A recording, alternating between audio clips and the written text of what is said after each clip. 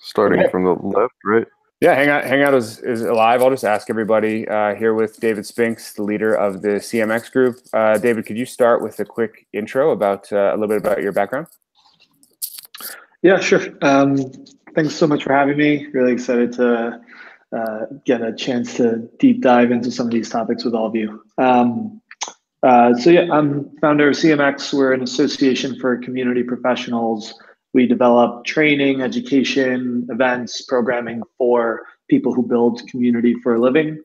And my background is I did that work for close to 10 years professionally. And since I was a kid, been building online communities. As I started doing that work professionally, there weren't a lot of resources for people who were doing this. So it wasn't really viewed as a profession. And so we developed CMX to standardize the industry and provide it with the resources that people doing this work need to be successful. Awesome. Thanks for that, Dave. So, this is being done on behalf of the Community of Communities Telegram channel, a place where community professionals from across the crypto space can come to learn more from, traditional web professionals and each other about how to manage their communities. So with that, there's a number of people from the group online today. We'll just do some quick introductions. Brendan from Dharma, perhaps we can start with you. Sure. Thanks, Robbie, and thanks, David. My name is Brendan Forster. As Robbie said, I'm with Dharma. We are building infrastructure technology for tokenized debt agreements. Our community, the community we're trying to build is highly developer, oriented. We want to engage the developer community, the builder community to create an ecosystem of apps and services, providing various, lending services to the public.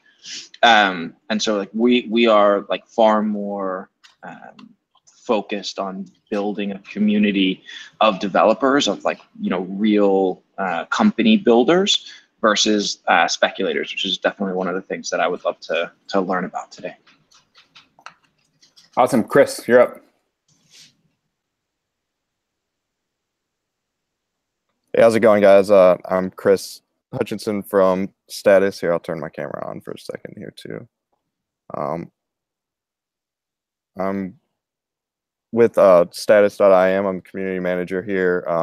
We're a mobile first Ethereum operating system browser, essentially gateway to Ethereum, to the decentralized web.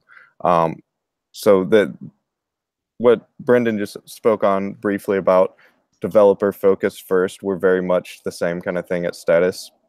We want to keep our community really high quality and definitely keep developers at the forefront of our mind, because we want to help encourage and let people teach people the best way to build decentralized applications that can be mobile responsive and work within Status, and encourage that within the ecosystem. So like I said, I do community management with Status. That's who I am. Thanks.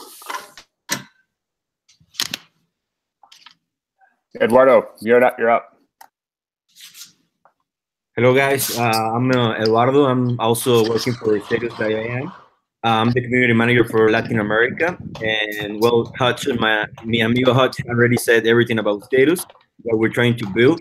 And obviously, since I'm the Latin America community, I'm trying to introduce and educate about blockchain technology, also not just our project, but like Ethereum blockchain, so they can get to know more about this technology, because I think it's very new. It's still here over there, still here in Latin America, but we have a lot of interest, and most of them in decentralization, and the community is really pumped to be part of the community that we're building. But I just wanted to learn more resources, more activities that we can do with our community, so they can keep engaged on our channels.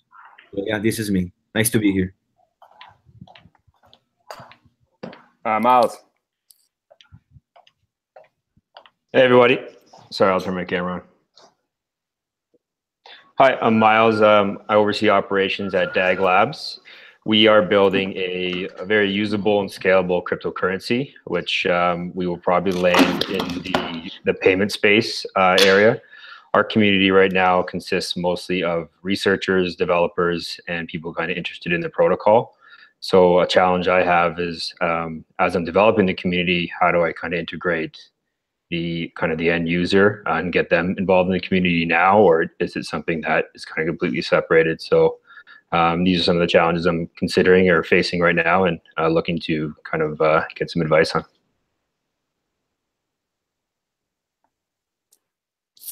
Thanks, Miles. Reese. Okay, what's up, everybody? Hello. I should have known I was coming up next. Nice to be here. I exist purely in the commons, so doing this kind of work. I also have a podcast, and I think that crypto is especially well suited to this kind of co-creation idea where the community is baked in from the beginning.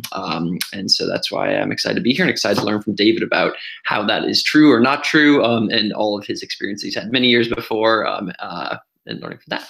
Thanks for hosting, Robbie. Awesome. Raffi, tell us a bit about yourself. Hi there. I am Rafi. I am Director of Operations at LivePeer. LivePeer is a decentralized live streaming network. Our community, similar to the folks here, is very much developer focused. So we're a strong community to carry us forward. That kind of ranges from open source to dApp developers who are excited to use live streaming and whatever they're building. Yeah, so we're launching soon and thinking more and more about this as we approach launching to mainnet. Awesome. Thanks, everybody. That was really great. Seems like everybody's super focused on building developer communities specifically, which is really relevant. So with that, we'll kick off with the questions. The first question with 6 votes was building a community strategy from scratch. So how we're going to do this is allow for like kind of 4 minutes, let's say maybe 3 to 4 minutes per question that David will talk about his experiences, and then we will all vote on how many minutes we want to ask questions for. So, you know, the votes will just happen in this little chat box on the bottom right. You can just say +1, +2, +3 if you're really interested. The goal is to try to move things along in an organized manner, but also allow people to dig in where they want to learn more and make things a little bit interactive. So with that, we'll just start with building a community strategy from scratch. David, can you talk to us a bit about that? Sure. Awesome. Well, it's really good to hear kind of what everyone's working on. And that's cool that we'll get to dig in deeper if you want to. So I'll try to keep it like high level to start, and you tell me where you want to go more deep. Yeah, building communities from scratch. So it's a big question, right? It's like something that everyone has to deal with, and there's countless different kinds of communities.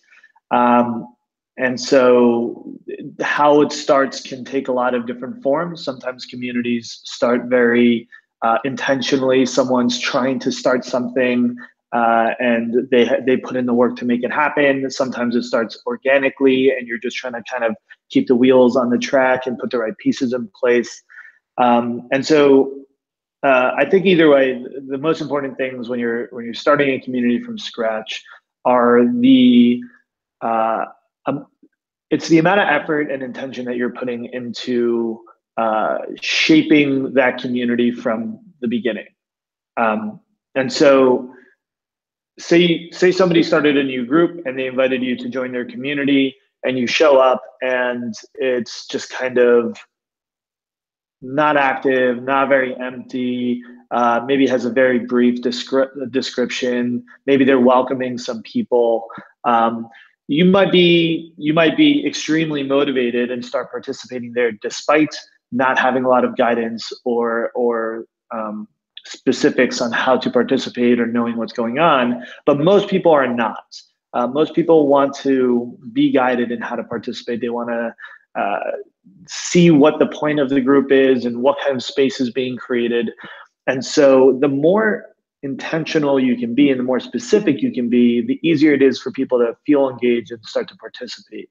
And so now imagine if instead of you go into that group and there's not a lot going on, you go in and you get a personal welcome from the founders of the group. And they say, hey, thanks so much for joining.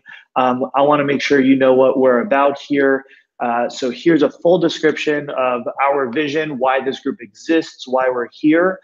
Here are the guidelines that we've created for this group, so that you know how to participate here and the values that we've set here, and the kind of vibe that you can expect. And here's one or two very simple ways that you can start to get involved in our community. Now, all of a sudden, it's highly intentional.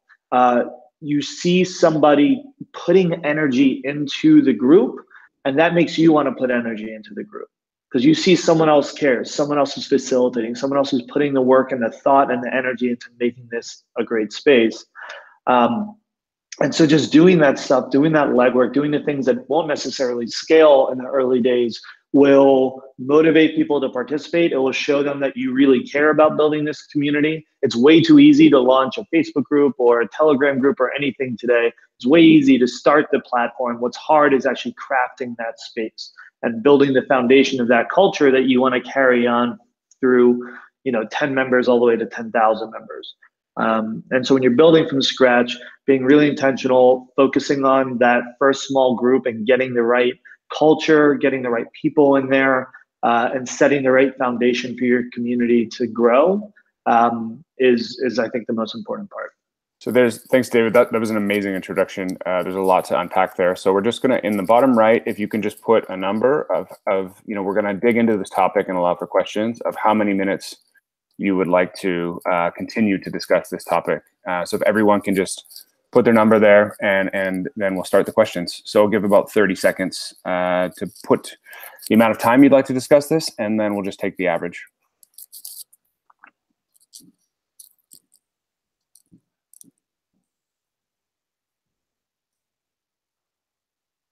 Nice. So Eduardo and Raffi in the bottom right of the chat. You can click on the chat on the left-hand side. You can, yeah, awesome. Okay, great. So it looks like about 4 minutes. So let's kick off with that. We can kind of do questions from left to right again, or just whoever wants. Actually, let's just do it. Whoever has a question, feel free to jump in and ask. I have a quick question that comes from, I think you thinking about the values, thinking about really saying, hey, here's what we're all about. And I also think it's good to talk about those call to actions that they can take. Could you give me some examples of some of those call to actions that you might be able to give someone at the beginning of getting into a community? Yeah, so there are a few things. One could be maybe you have a member database like you have in the community of communities, and you say, hey, great place to start is to go in there and fill out your information. This way other members can find you, and you can also browse around to see who else is in here. Another one might be introducing yourself. So jump in, here's where you introduce yourself, give them specific questions. Don't just say like, introduce yourself. I always ask usually 3 questions that will have something to do with their professional, maybe something with personal, allows them to kind of get introduced to the community in a thoughtful way. It could be, if you have a different kind of platform, maybe you want them to fill out their profile. Maybe you want to introduce them to one other member that you think they will really connect with or have a lot in common with. We do that in our pro community. It's our membership. And so, that's a smaller group, it's all paid. And so we can put additional effort into welcoming new members. And one of the things we try to do is we try to understand who is this member, what space are they in, what are their needs, and see if we can find even just one other person that we can introduce them to help them kind of make that personal connection to get them acquainted to the community. And so it could be anything. You want it to generally not be too big of an ask because it's their first time participating in some way. And so lower barrier to entry is usually better, and something that will add to their experience moving forward in the community. So, introductions are good, but sometimes you introduce yourself and it's like, great, now what? Something like an introduction or having them add, info to their profile, something like that will actually improve the quality of their experience moving forward. And that's a really good way to get them started. Perfect. Thank you. David, can I ask a follow-up question here? Like, how do you manage privacy / spam So, or like, how do you manage like the balance between privacy and spam versus like trying to connect people? So like, for instance, in the, if we're going to create like a database or, you know, like an optional thing where people can add their contact information, how do you sort of like police that so it doesn't get abused? Yeah, I think that's gets kind of into the bigger issue of policing a community in general. There are two things you can do. One is for the member who's filling out that information or putting themselves out there, make sure it's really clear to them up front that that is a risk. And so most of these groups where I've seen people create a member database or something that is public, it says right at the top, like, only add your information here if you're comfortable with it being public. Recognize that other people can see this. They might try to contact you. We have guidelines around not doing that, but obviously it can happen. And so making sure they're fully aware of where they're putting their information builds that trust and awareness with them. And then on the flip side is having that guideline in place and making sure that you have a clear policy and repercussions for anyone who violates that. So, you know, we have some pretty strict rules in the CMX group, for example. We have no self-promotion is a big rule. And then we have a lot of vendors who sell community software. And so we've had issues with them reaching out to group members before trying to sell their software. And we have a very strict response to that. And I've, you know, had to send clear emails and put very clear posts in the community that's like, if you are a vendor and you reach out to members to sell your product, you will be removed from the group. Doing it one-to-one over email is powerful to make them stop, and doing it publicly for the whole group to see shows all of your members that you are policing it and that it is something that you're taking care of. Got it, thanks. And one other thing is just think about like the intimacy or privacy of the group. So like we have this in the community of communities group, but it's a curated group. So it's not super public. It's probably not going to be shared publicly widely. We trust that the people in the group are going to handle that with care. And so it's easier in a closed group. In a completely open group, you have to be a lot more intentional about making sure that's clear. Cool. Thanks, David. So I think we can transition on to the next topic. What was the most effective community building tactic in your career? With like some specific examples here would be awesome. Yeah, building tactics in my career. The conference, probably. So, you know, I've been building communities for a long time for different companies, for my own communities. And I saw that there was another question that was, you know, what was one of the most difficult communities I've ever built? And it's probably CMX, because CMX was not the first time I tried to build a community of community professionals. I co-founded the communitymanager.com about 7 or 8 years ago. I had different groups for community professionals, but ironically, it was really hard to build a community of community professionals because one, they were really busy already building community for a living, so they didn't really want to participate in another community in their free time. And two, there was kind of like a level playing field as far as community professionals. For the most part, the events that existed and the groups that existed felt mostly like you're just talking to your peers, and it didn't necessarily feel like you're getting access to something that like people that you didn't have access to otherwise, or something that kind of raised the reputation of the community professional. And then ultimately, when I launched the conference, it was so powerful for kickstarting the community, and that's how CMX started, was with the conference, because we didn't just say, hey, let's get a group of us who are all kind of around the same level and bring us together. Which is great, right? Like this call is an example of peers just kind of coming together and having a conversation. But we found incredible people, the best people we possibly could, and we put them on stage. And we gave this group of people access to lessons and people and tools that they can use and all that they wouldn't otherwise have access to. And then we also had this narrative of this industry is important. Community professionals are valued. You are an important part of your company.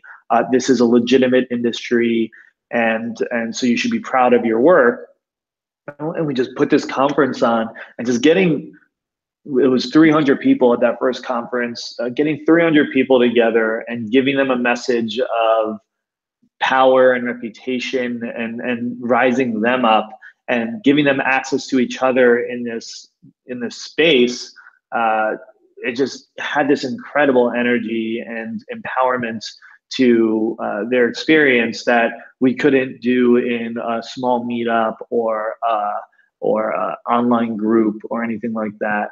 And so the conference really, kickstarted the whole movement for us, and has been this powerful gathering that we have. Now it's once a year. We were doing it twice a year. Now we do it once a year, and it's something that like our whole community and industry really looks forward to. So it's that opportunity for the really deep, really big, really powerful message experience in a shared way in that moment, that makes the rest of the year and the ongoing groups and the online chats and all the passive stuff work a lot better. Cool. So again, real quick, we'll take 20 seconds, just if you put how much time you want to dig into this particular topic.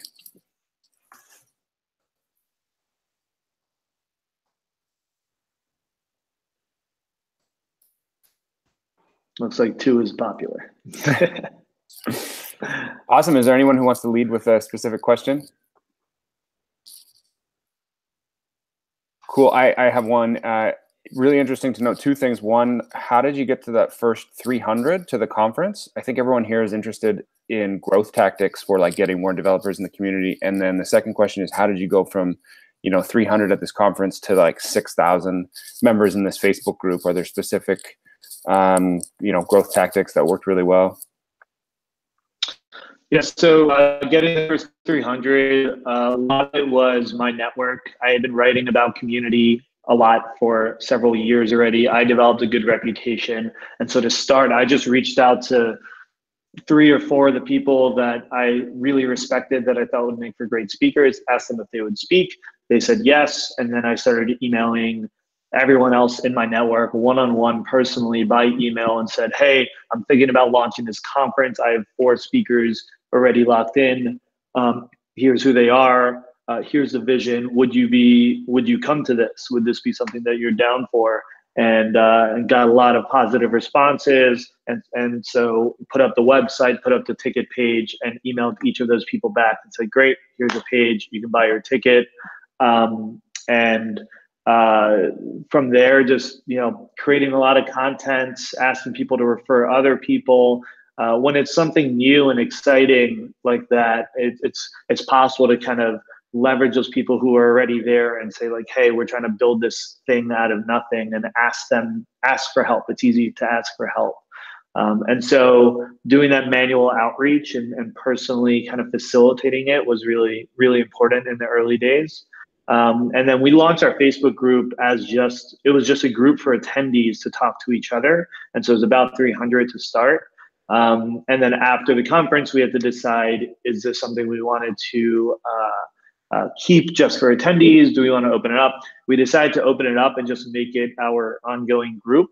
And I don't have like a silver bullet for growing your community from there. Like, it's been 4.5 years. So, we've grown over 4.5 years by just consistently being helpful, creating content.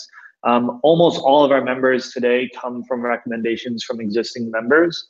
And so just like being there every day, showing up, being consistent, fueling content, fueling conversations, it just becomes a center of gravity that draws people in. And so between the group and the members bringing people in, and then us just creating a lot of articles and content and events, and just continuing to create for the community would bring more people into the network. Awesome. Thanks for that. So I think we can move on to the KPIs for community. So I think this is kind of a two-part question. Is you know, what the crypto space is struggling with is like, what are the real KPIs? A lot of teams are sort of pre-product or alpha, beta launch, but have these massive speculator communities. So it's a little bit different than traditional web. How, in your experience, would you look at you know, defining what important KPIs are in you know, sort of this new crypto world? Yeah, so I think you should break it down into two areas. I posted like a little tweet talking about this the other day that might be helpful. And it basically says that your role as a community professional or as a business building community has two primary focuses. One is to build a deeper, more meaningful sense of community and connection amongst this group of people, right? And so that's about creating connections, giving people a sense of shared identity, giving people a sense of belonging. And then the second part is activating that community in some way, or building a community with the intention of accomplishing a business objective. And so you might need your members to take an action.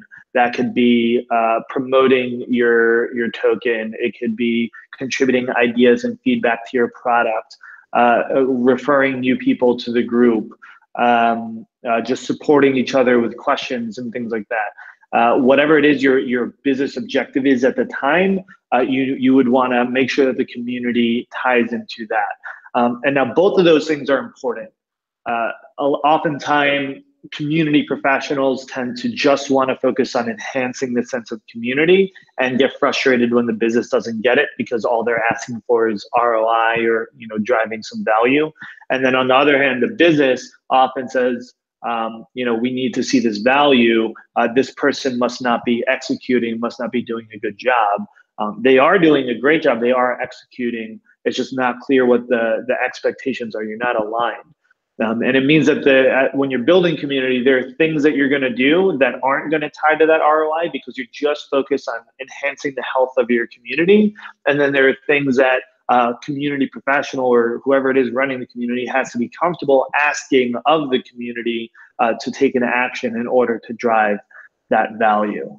And you can think about it the same way as you would a team, right? Like we do this with our employees. We have events, we have collaboration tools, we have offsites, we do holiday parties, we do benefits, we do all these things to make our employees happier, healthier, more connected to the brand and each other, more efficient at doing work, without necessarily knowing, you know, did that Christmas party drive ROI or something like that. You do it because you know it's enhancing the health and happiness of the community.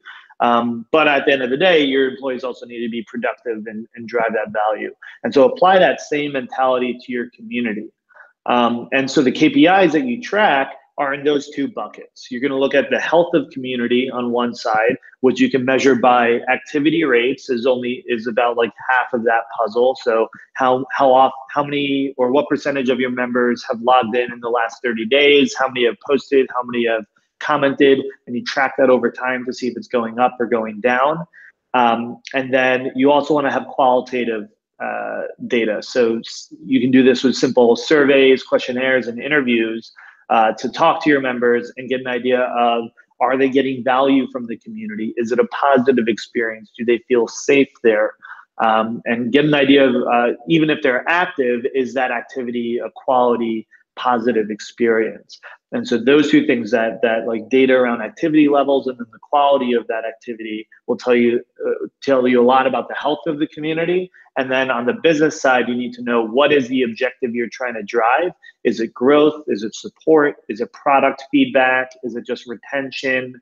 Do you have a group of developers that you want to be contributing to the platform? And so you're looking at what they're actually contributing and the quality of those contributions. Know what your goal is, what you're trying to activate the community to do, and track the output of that community program over time. And so those two KPIs will give you a good idea of how successful is your community program as a whole. Awesome. That's really helpful, and I think really relevant to most people here. Again, we're going to go to the question period here. Can you guys list, take 20 seconds and just throw a number out there, please?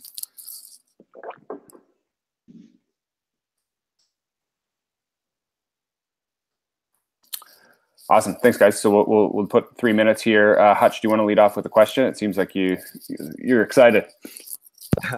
Yeah, sure. I guess I wanted to find out more about your opinion about this is kind of in the same sense of KPIs. Do you feel like that editorial calendar is the same kind of bucket as a community manager? Sorry, can you clarify? Sorry, just like other than activities and events that your community is doing, like editorial calendar for social media and for output. Do you feel like that's more of a, I just want to know which role that basket is in. So that's less community usually, because community means you're focused on connecting people with each other. You're on creating that network and activating that network. Often what people are doing on social media or on their blogs or things like that, it's more marketing, right? It's more about getting a message out there. It's more broadcast, or maybe it's even one-to-one interaction with members of the community. And so it's still touching members, but it's less of a community program. And so when you're doing that, when you're doing social media or blogging or anything with an editorial calendar, you're looking at the success of that content. Is it driving new members? Is it driving leads? It's essentially marketing. And that has to work hand in hand with community, because that's how you're growing your community. The values and the voice has to be all aligned. But it's almost like different parts of the funnel. So that usually those are falling more on the top parts of the funnel. You're acquiring people, and community is more about how are you connecting those people, crafting their experience once they're in the group, and activating them to contribute in some way. Thanks. That's great. I appreciate that.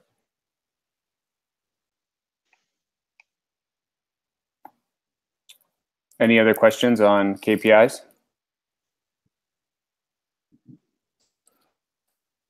Awesome. Okay. With that, this next one is really super interesting to me, because I've seen, in certain communities, speculators sort of run out of control, and it's pretty scary when people get angry, and it happens really fast. So can you talk to us a bit about, how you tame an angry community and what some of the tactics are? Yeah, and so this is, probably one of the biggest challenges in the crypto space specifically, is just the presence of speculators, the volatility of the space, people kind of just looking for the next opportunity to get rich.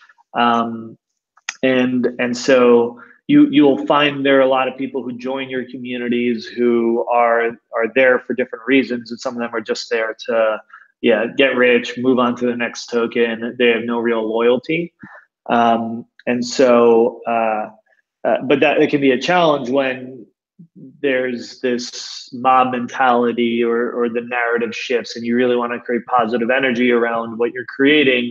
And there's a lot of people there who can bring that negative energy. And so, managing negativity or conflict in your community, you want to look at it in two ways. You have your proactive approach and your reactive approach.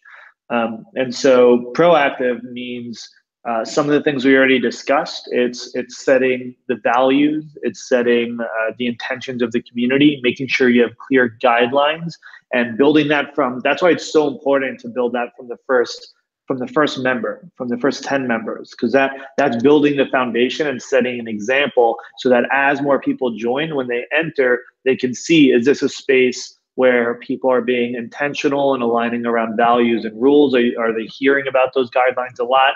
Or is it just kind of a Wild West open space and people are doing whatever they want? And so being proactive at creating those guidelines and making that clear up front is really important.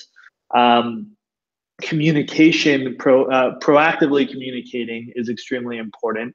And so I, am advising a crypto company that had an issue where they had to make like a big change, a big announcement that they knew the community wouldn't be happy with, but it happened kind of last minute, and the community erupted as a result of it.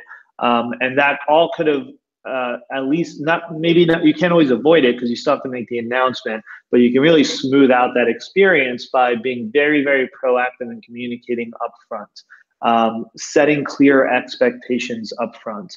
If you have to make an announcement that you know is going to upset the community, start by calling up 10 of your core members and talking to them personally. Because if you lose your core members, the people who are actually loyal and committed, that's a really, really big problem.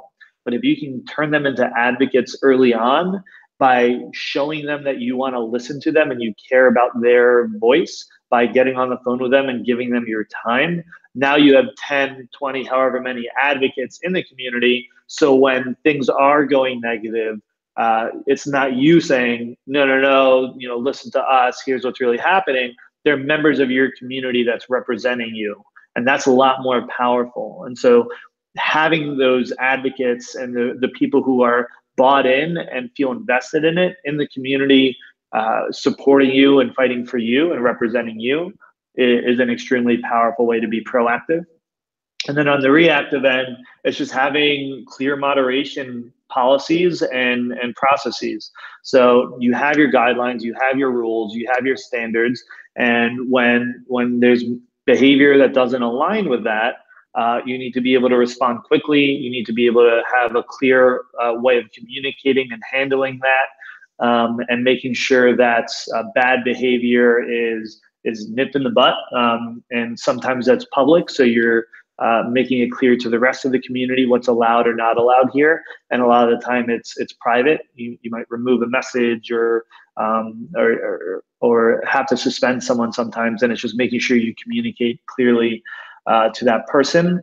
And then finally, it's just controlling as much as you can who's in the community, which is going to be extremely hard for a lot of crypto companies, because the biggest challenge is a lot of crypto companies they're building community, they're calling it community, but what it really is how do we get as many people, as big of a number as possible, into our Telegram group or whatever platform, so that we can get that validation and that will help us ICO and raise money. And that's just going to be a really, really, really hard way to build a legitimate community that's optimizing for quantity to get as many people in as possible, and not optimizing for quality of that experience and making sure that the right people are in there. And so maybe you have to do that just to get those numbers in ICO, but you probably also have members that are more core to your community, more like, I always imagine a community like circles, like concentric circles. And so at the core, you have the developers, the contributors, the people who are really invested, really loyal, actually trying to create value. And you might consider having a dedicated space just for those people, so it's not getting swayed and pulled and affected by the speculator masses that really have no loyalty and might only negatively affect your culture. Awesome. Thanks for that. And welcome, Chase, from Spank. Happy to have you here. I think for the rest of the time, we have about 10, 15 minutes left. I'd like to make things a little more interactive, and we'll just go around, and if each person can just say one thing they're trying to do in their early stage community that they've seen be successful. And if David maybe has comments on that, he's welcome to jump in quickly. We'll try to keep this to sort of a minute per person, and maybe it's just like a community initiative, some type of conference you've been to, some type of marketing, something that you found has been successful for your team and would like to talk about. And we'll just go left to right again. Brandon, maybe if you want to start. Sure. So we had some success with like a couple of our early, excuse me, a couple of our early, chat room members are, have become friends of ours and have become really like active in the chat room and like help answer questions when I'm not around, help, direct people or connect people, and, sort of like turned into de facto, moderators or like support to me. And one thing that I'm working on is sort of formalizing that into an ambassador program or something along those lines. And actually, so that was one of the questions that I posed we didn't get to, but I would love to connect offline with anybody who wants to chat about that or has set up a successful ambassador program. But the idea for me is to basically take these people who have already taken the initiative and are clearly demonstrating an interest in Dharma and in our community, and sort of giving them the recognition and the pat on the back that they deserve. Either with swag or with moderator, official admin privileges, something like that. So it's been sort of organically successful, and now I'm trying to turn it into a more formal program. Very cool. That's awesome. And just going forward, I'm just going to stop people at 1 minute. I'm running a timer. Chase, perhaps you can go next.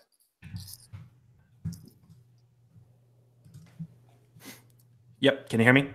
Yep. All right. Actually, on David's point, I think it was a really good, and the one that actually helped me realize this is separating your core contributors into a separate channel.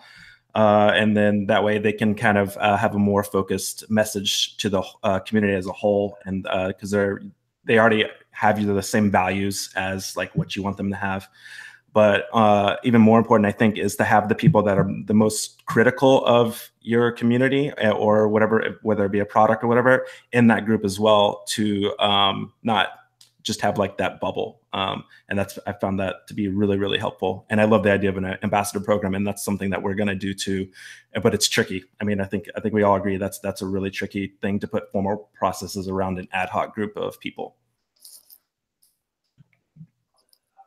Hutch. Yeah, I'll just add there real quick, formalizing volunteer and ambassador programs is definitely hard, but the way you're thinking about it, it's spot on. It's it was happening organically. Now you create structure around it, you formalize it, and you give resources to those ambassadors so they know how to be successful and what to do and what the rewards are and things like that. Ravi, I'll sync up with you afterwards. I'll send out a couple of the resources we have for setting up those kinds of programs.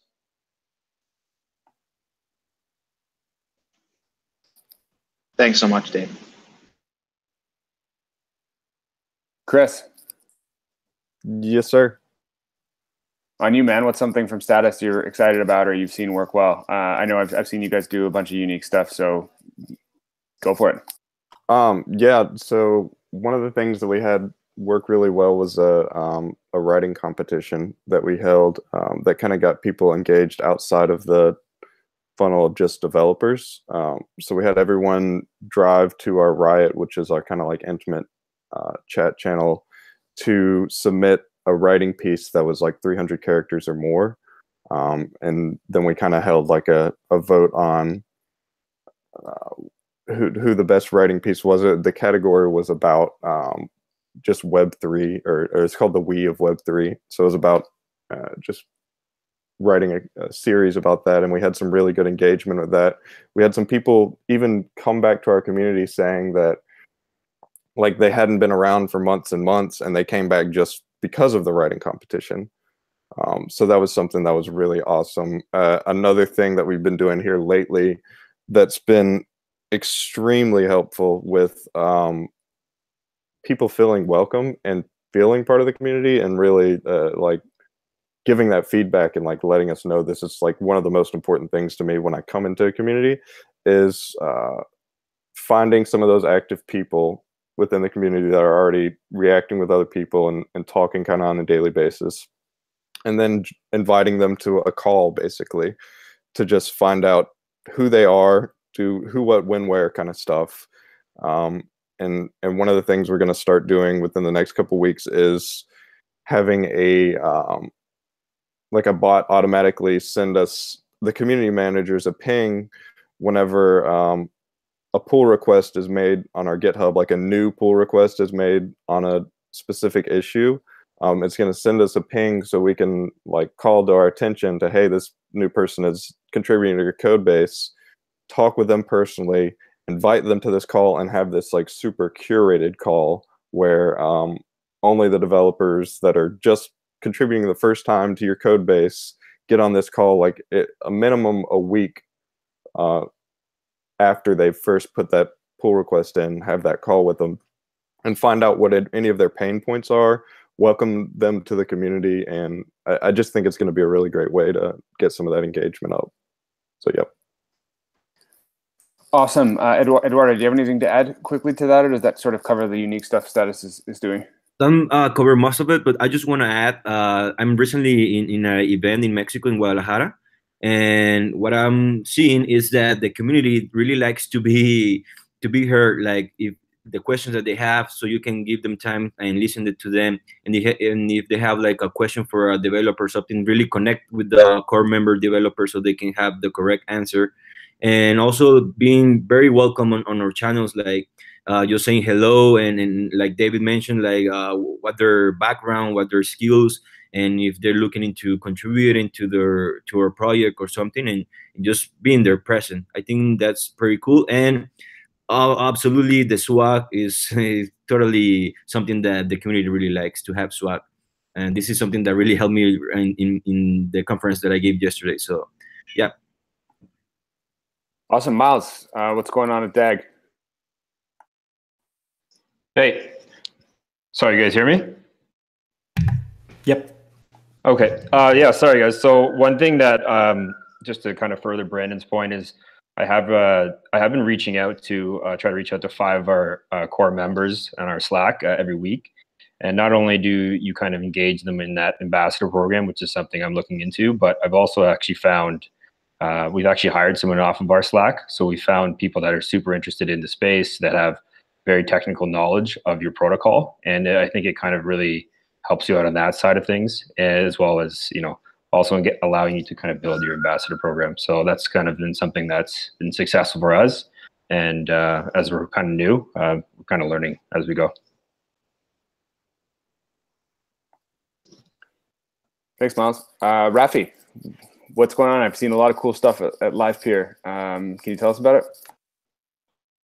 Absolutely. So I think what the team has done really well up until now has been creating a lot of content, not just about the updates on the protocol, but kind of thought pieces on, connecting participation rate with inflation rate, or our path to decentralization, which I think engages the community in a different way. So I think that's what kudos to the whole team on that. And then the other is just that everyone is super active on our man shots. We actually just moved over from Gitter to Discord, just planning ahead to scale from a community of 200 to 10, 20,000. And everybody, I think we were really mindful in terms of making sure everyone was on board with the decision, because it's such an important, our developer platform, everyone needs to be on it. So I think the way in which we migrated, where everybody's opinion was weighed in, was really helpful. And now it's great because everyone's on the same platform and excited about engaging there. So I joined 4 weeks ago, so hopefully more, but most of it they've been. Awesome. That sounds great. I really like the live TV stuff that you guys run. I think it's a really cool way to start to build community also. Reese, man, what's going on at ETH Denver? What worked really well? Or talk about anything else you want, I guess. The only thing on top of my mind is all the ambassador programs sound very good. Getting the top, you got a lot of people getting the top ones, engaging with them deeply. Very big plus one. Awesome. So we'll wrap that up. It's 11 o'clock. I think I'll give, I'm going to ask everybody to do 2 things here. So if you can, 1 second, if everyone can switch over to this Trello board for, 1 or 2 minutes, there is a plus column and a delta column you can see in my screen share. If you guys just want to add cards saying, what worked well, and then it, the plus is done, right? That's done. Yeah. So it might be the deltas might be done also. So if you just want to add some things about, what you liked about this in terms of, was it the interactiveness? Did you get value? Is having one speaker really good versus having like more of a community band and lots of speakers? Anything that, and it doesn't have to be done now, but anything that you might be thinking for future, we will reference that and share with the group, and then just take that into account for the next Lean Coffee. And just with that, is there any final comments or questions for David before we get up? Well, I have one final thought, David, which is for the CMX event, I just think it would be cool for you to ping the community and say, hey, here's what it's about, here's what the value prop is, and here's specifically how it could help crypto folks. I think that'll be a cool thing, and we might see some of us there as well. Sure, happy to do that. Awesome. So, David, thanks for taking the time today. We really appreciate you giving us a full hour of time and digging into your experience. It was really cool to learn about setting up guidelines when you start your community and how you really need to be thinking about this from the very first member. I like the idea around the concentric circles and kind of separating your contributors to core versus people who are there less, and then trying to really like drive personal engagement between members. A lot of that stuff was super, super helpful for me. Reese has taken notes that he'll share, so we'll share this live stream plus the notes in the Telegram channel. And then also anyone's feel free to, reach out with questions or suggestions on the next Lean Coffee. And I hope you guys all enjoyed. Thank you. Thanks, Robbie. Thanks, guys. Awesome. Thanks everyone.